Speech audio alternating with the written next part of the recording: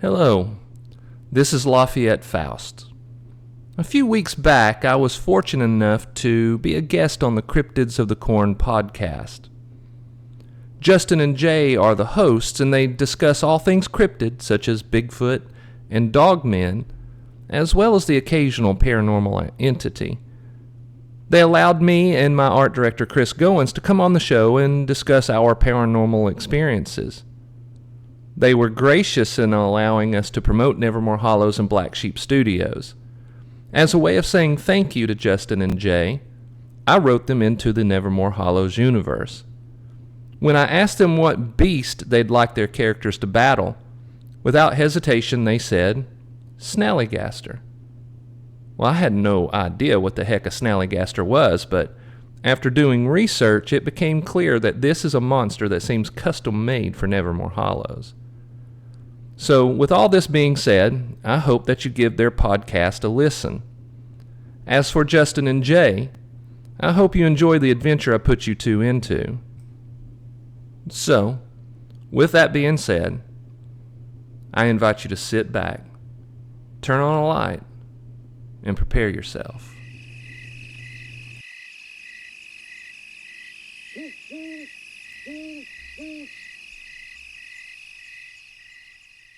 Elmer Fitzdale had been a local character, in his 50s, who was prone to tell wild stories to the kids about the monsters that lived in the woods. He was considered a kook because most of the townsfolk did not believe in such things, but he was loved by all who knew him. Alyssa Hart and Sheriff Cotton Mosley were genuinely saddened at the sight of his dead body, which lay in a field across from the Pink Flamingos trailer park. Elmer's head had been crushed. His torso was ripped open and all his organs removed. His right leg had been severed at the knee. His left arm was missing, and his body was completely drained of blood. Mosley grimaced. He looked away from the body and surveyed the field, which was awash in golden morning sunshine. I've seen some pretty nasty stuff in my career as a soldier and an officer of the law, but this is pretty much at the top of the list of disgusting. Alyssa served as the town's coroner and medical examiner.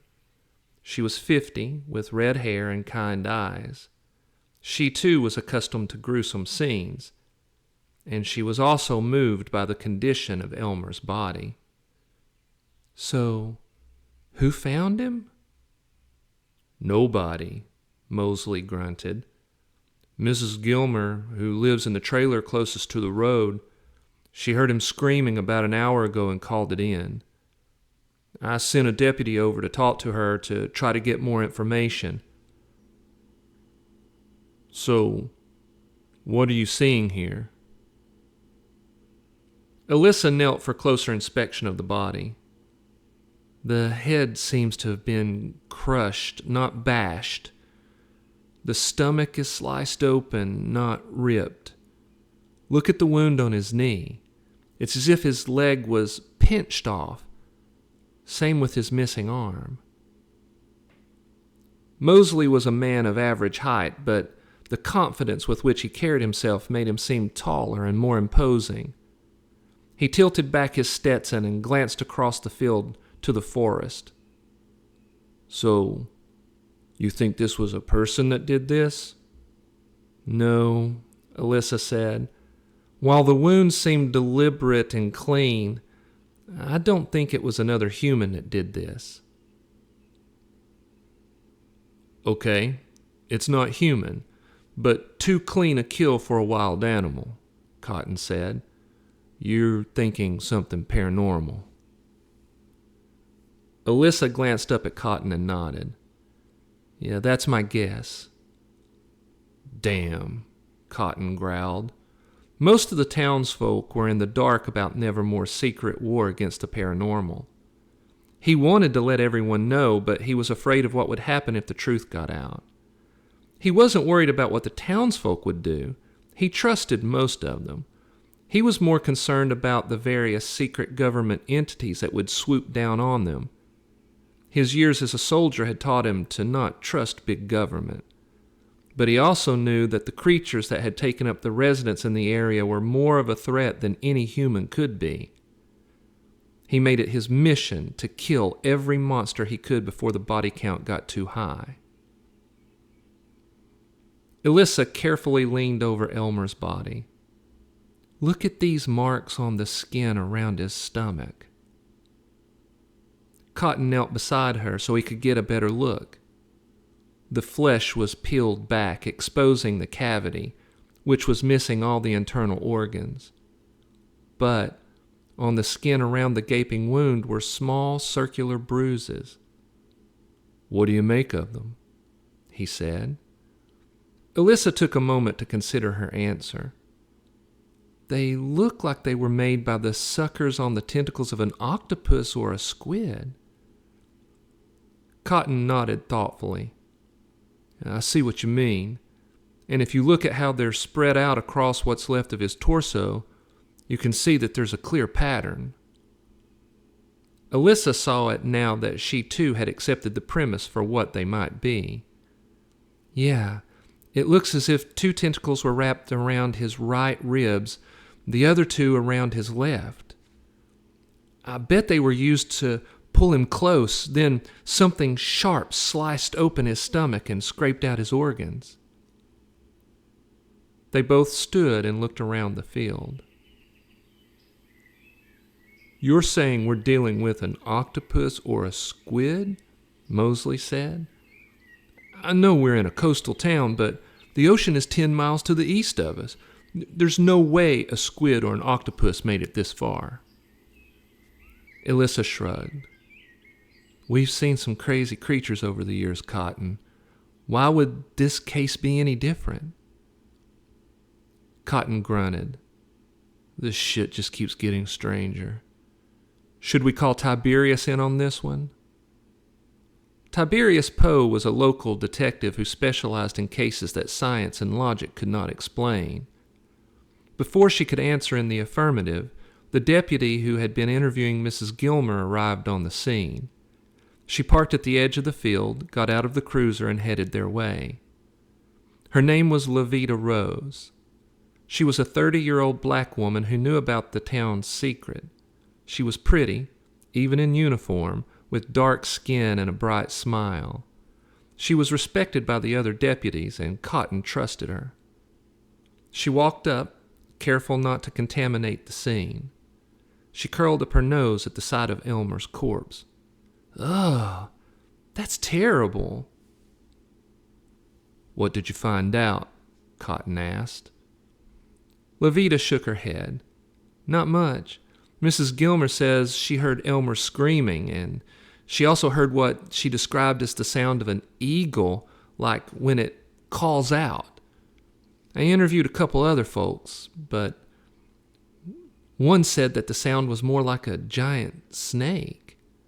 The other said it was more like the growl of a mountain lion." Cotton looked at Elissa. "What do you make of that?" Elissa shrugged. "I don't know. I'll get Elmer back to the lab and perform an autopsy on what's left of him and see if I can get anything further." 2 hours later, Elissa had Elmer's ravaged corpse on her autopsy table. Just as she was about to begin, there was a knock at the door. She turned to see her stepbrother, Chris Gowan, standing in the doorway. Behind him were 2 other men. One was a big guy, clearly could handle himself, with a mop of hair and wearing glasses. The other was smaller and wiry. He also looked as if he could take care of business. But she was surprised to see that he was wearing a straw hat that seemed to be covered in tinfoil. "Not sure you want to come in here," Elissa said. "It's pretty gruesome." Chris had been a deputy back in Tennessee before moving to Nevermore Hollows. He'd seen his share of gruesome. He glanced back at the 2 men behind him, then back at Elissa. "We can handle it. these guys can help. Alyssa shrugged. All right, come on in, but I warned you. Chris and the two men stepped inside the autopsy room. It had not changed much since it had been built back in the early 1950s. It had green tile on the floor that also ran halfway up the wall. The stainless steel and porcelain autopsy table sat in the center of the room with a bright lamp attached to a movable arm dangling from the ceiling. Chris motioned toward the larger man. Alyssa couldn't tell if he was in his late 20s or his early 30s. This is Justin, Chris said. He then nodded to the wiry man, who seemed to be the same age as Justin. And this is Jay. Alyssa shook their hands. So, how do you think you can help? Justin grimaced at Elmer's corpse. Well, we can tell you what did this. Alyssa's hazel eyes glimmered with wonder. She had not expected this response. How so? Jay snarled his nose at the corpse. Yeah, man, that's nasty. Justin ignored Jay and said, We're investigators of sorts. Alyssa's interest was piqued. She knew that if Chris had brought them to her, they must have flexible minds. Good. Are you guys paranormal investigators? Jay pulled his gaze from the body. Kind of. What does that mean exactly? She replied. What is your background so that I can understand better how you can help me? Jay glanced at Justin as if to say, You want me to say it? Justin shrugged, clearly saying, Sure, why not? Jay gave a wry smile. We have a podcast. Of all the responses that Alyssa expected, this was not one of them. A podcast, she said. Yeah, we hunt cryptids, Justin said. Alyssa had an open mind. She was not one of those people who believed you had to have formal education in certain fields to be competent. She knew that modern formal education was averse to open-mindedness and outside-the-box thinking and clung to rigid dogma as much as any religious cult.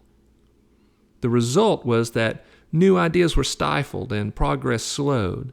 So, she accepted that the two young guys standing before her, one wearing a hat lined with tinfoil, the other wearing a t-shirt that said, Bigfoot is my gateway drug, were as capable at helping her solve the mystery to whatever monster had killed poor Elmer as any university-trained scientist would be.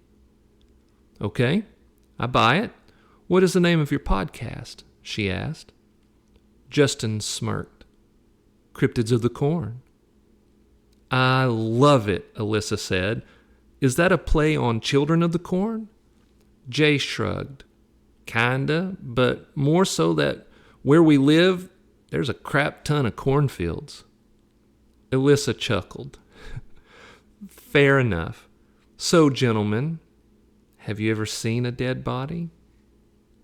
Justin and Jay exchanged a curious look. Then they both said, Not really, at least not like this. Alyssa felt that maybe they weren't being completely truthful, but she also felt as if she could trust them. So, she motioned for them to step closer to the autopsy table.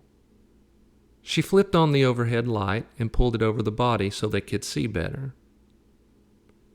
Justin leaned over the torso. The flesh on each side of this gaping wound, you see what I'm seeing, Jay?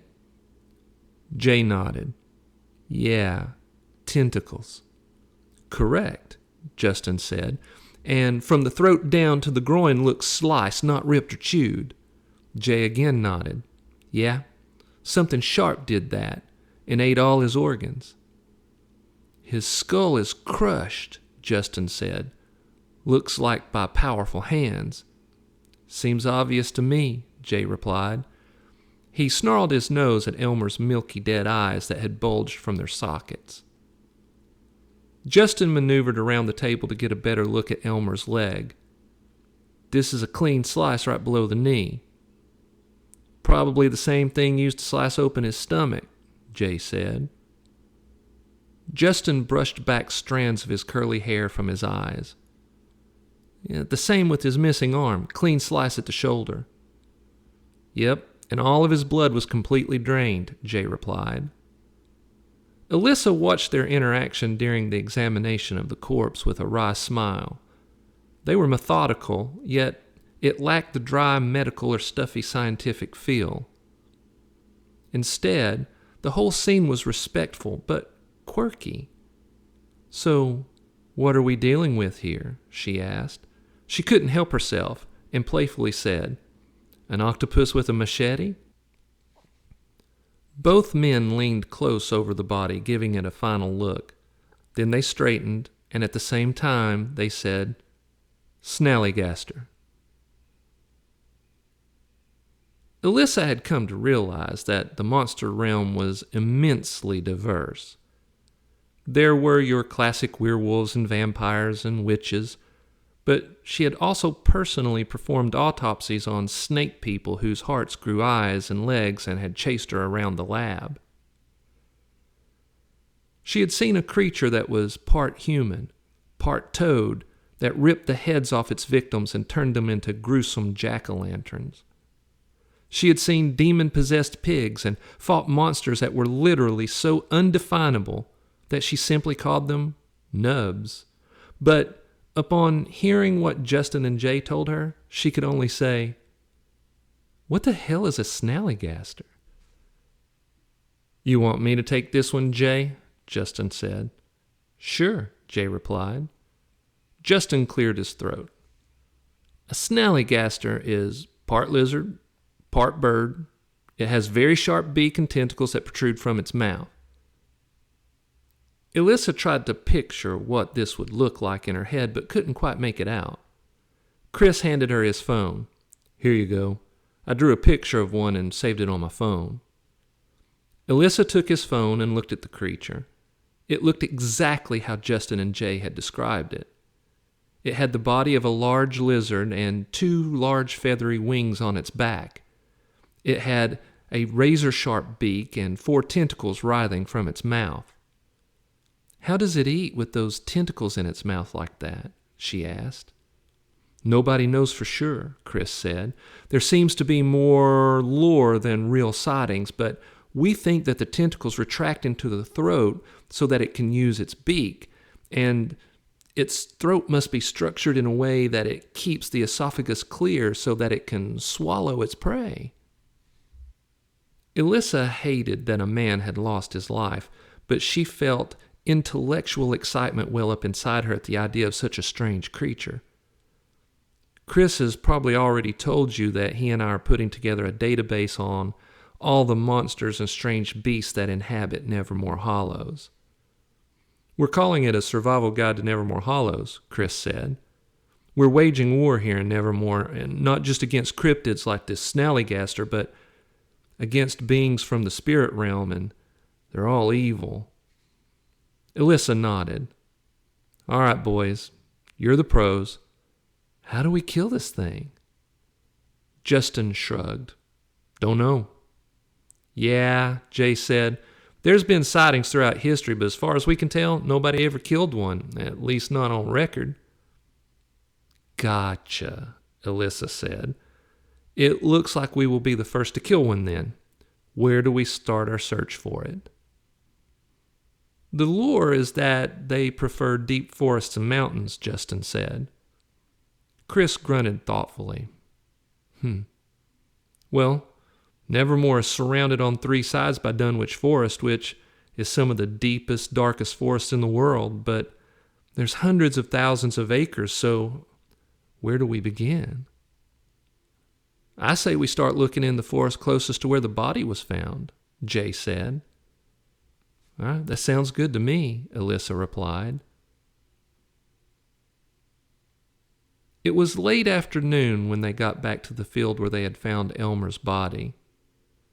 Alyssa drove them all in her 66 VW bus. On the way, Justin and Jay told Alyssa more about their podcast and shared their deep knowledge of cryptids. She parked at the edge of the field beside a Dodge Ram.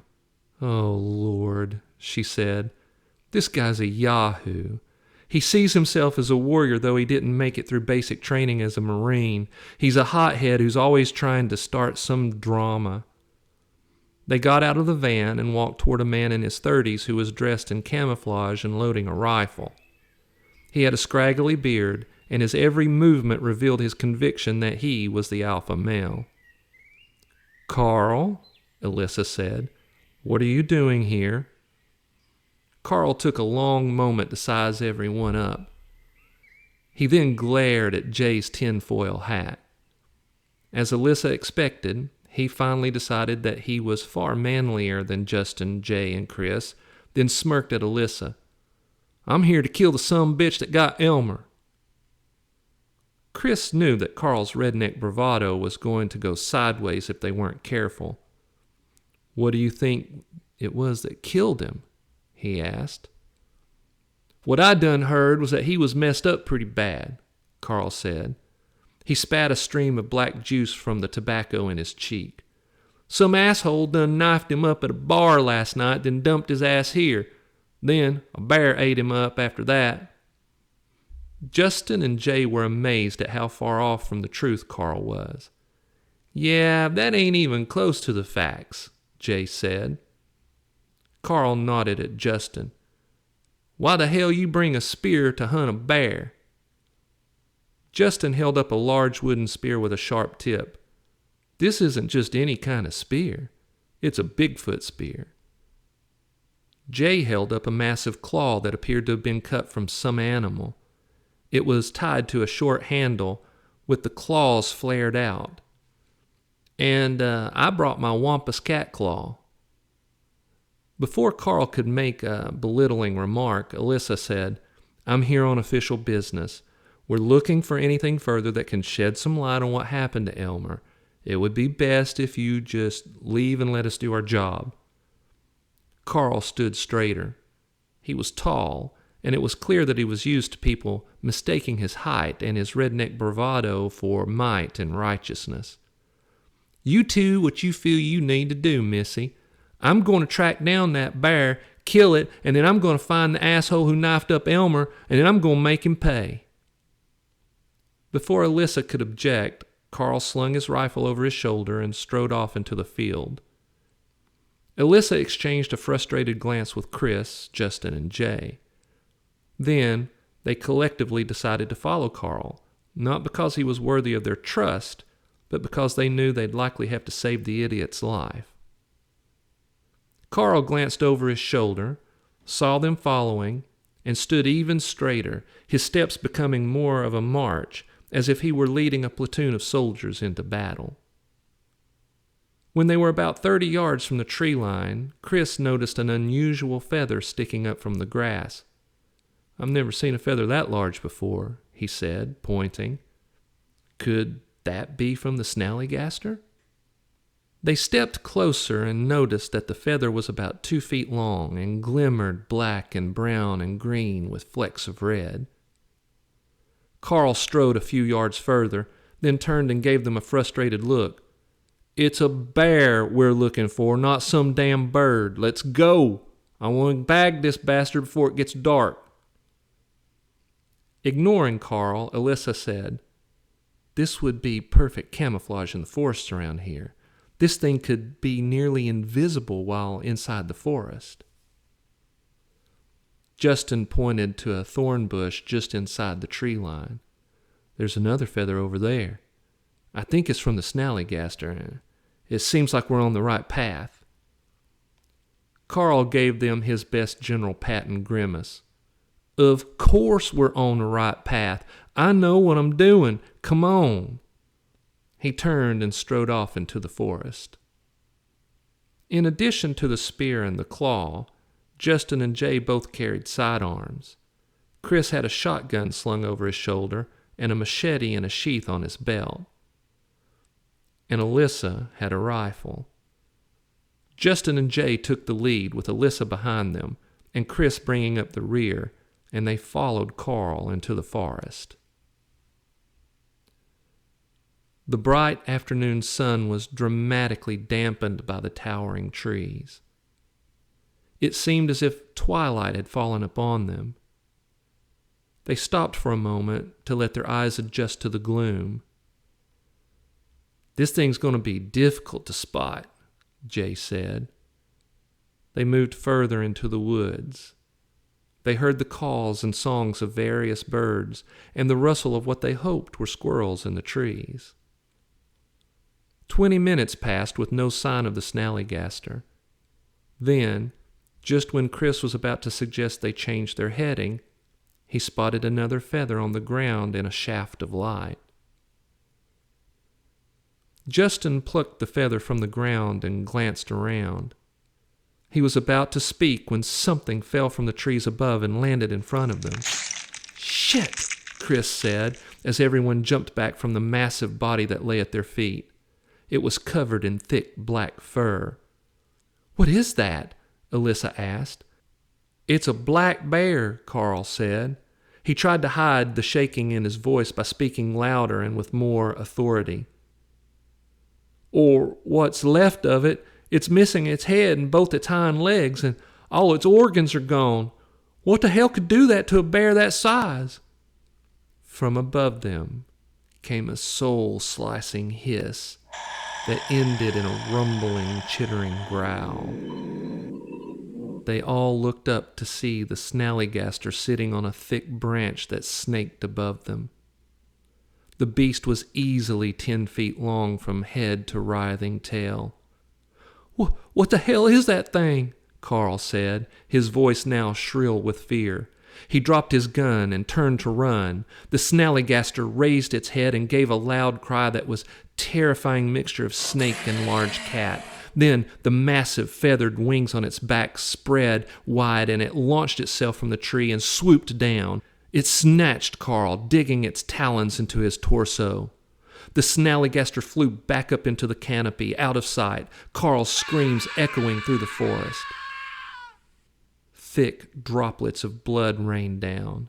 Carl's screams suddenly choked off, and a second later, his head bounced down through the tree limbs and landed at Justin's feet.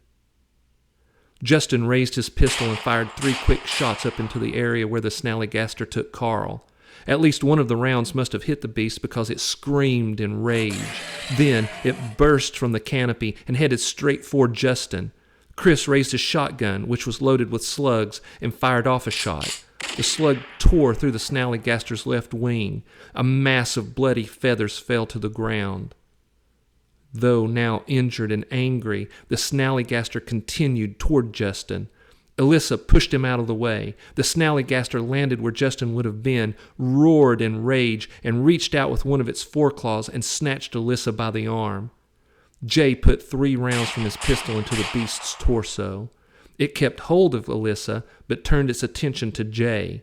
It opened its sharp beak, and 6 long, suckered tentacles shot from its mouth and wrapped around Jay's arm. Jay cried out in pain, but lifted his pistol and fired a round directly into the snallygaster's face. The bullet tore into the skin between its eyes, but ricocheted up into the air because of its incredibly thick skull. Chris snatched the machete from his belt, lifted it high, and brought it down across the tentacles, severing them. Thick crimson blood sprayed from the wounds onto Justin. The snallygaster roared in pain and let go of Alyssa's arm. It stepped back from the group, enough for Alyssa to take a shot with her rifle. She aimed and fired into the snallygaster's torso, where she hoped its heart was located. The bullet made a relatively small entry wound on the left side of its chest, but blew a large chunk of meat from its back. The snallygaster stumbled. It was severely injured, and the ground was slick with its blood. It spread its wings, ready to fly away, but Chris took the machete and stepped forward and hacked at its left wing, severing the joint.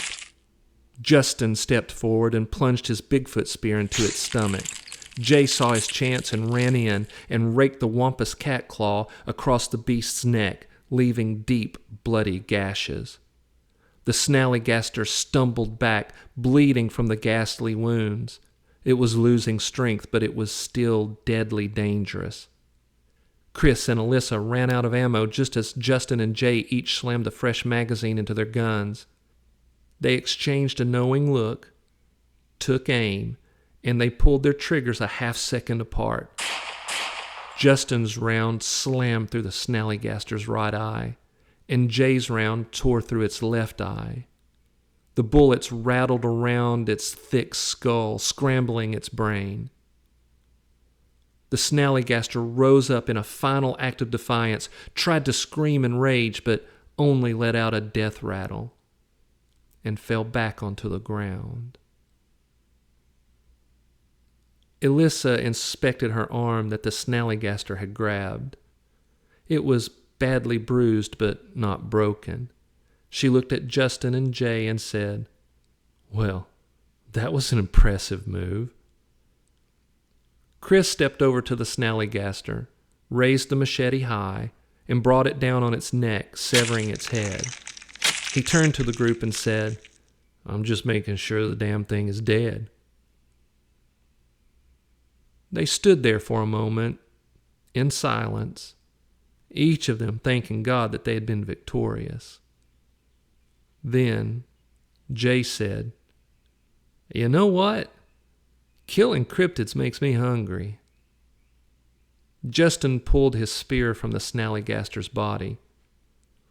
"I hear there's a place here that makes some pretty good waffles," he said. Chris laughed. "That would be Winona's Waffle Hut. And yeah, Winona makes one hell of a tasty waffle." Alyssa slung her rifle over her shoulder. "Help me get this monster back to my lab, and the waffles will be my treat." An hour and a half later, they sat at a booth at Winona's, eating eggs and waffles. "I'm impressed with how you two handled yourselves," Alyssa said. "So, if you had to sum up the whole concept of your podcast, what would it be?" Justin shoveled a forkful of eggs into his mouth and said, "Well, every episode we take a cryptid and discuss what we know about it and whether or not we think it's real. And with me being a biologist, I like to give people the facts." "Yeah, and I'm not tied so much to scientific facts," Jay said, "so I'll just tell you the truth." Alyssa smiled. She liked these guys with their tinfoil hats, spears, and wampus cat claws, and she hoped that she would see them again. "So, what is the truth?" she asked. "Well, that's easy," Justin said. "The world is far stranger than we think." "Well, I agree with that," Chris said. "If something is so weird that it's unbelievable, then it's probably the truth. And if you're not careful, that truth will sneak up on you and eat you."